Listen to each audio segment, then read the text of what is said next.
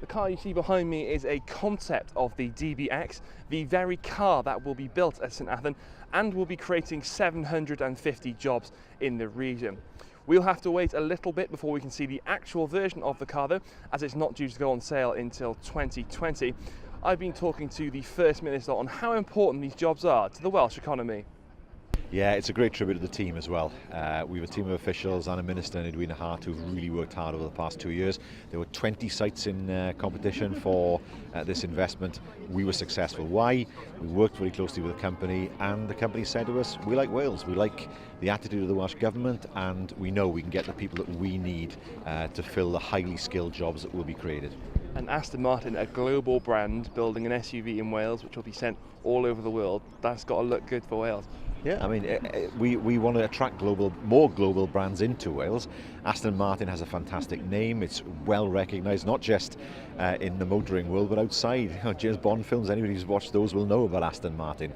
And we in Wales will be manufacturing, of course, the new model, the new crossover model, and that's something that we can all be proud of. And what sort of changes will we see to the infrastructure of the roads in the surrounding areas? Well, look, our contribution is mainly around refitting the hangar at St.Athan, helping with skills and training, and a new access road into the site. Now that'll help Aston Martin, but it'll also help to open up more of the site at St.Athan for more jobs in the future. And it'll also be a great chance for younger people to become highly skilled and work in a bespoke manufacturing. It will. I mean, not too far up the road we have British Airways. That's a great example of highly skilled jobs in Wales that offer great opportunities for young people. Aston Martin will do the same. I then spoke to Aston Martin Chief Executive, Dr. Andy Palmer, on why he decided to bring the jobs to St.Athan. Well, it was a really deep and intensive dive. It took over a year to make the decision.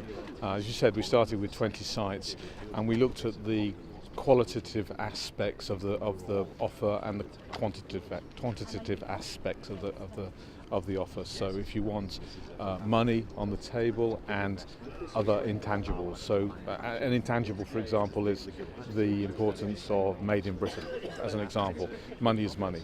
And we looked at all of those, and we made a balanced decision with a high emphasis on quality. So the majority of the balance was on quality. So quality, cost and timing. And it's basically, as you meld all that together, then basically you obviously score it, and you come out with a score for each of the sites, narrow it down, go deeper, narrow it down, go deeper. Ultimately we were left with 3 sites that were on the table at the end of the day, and as I said earlier, unanimously we decided to come to Wales.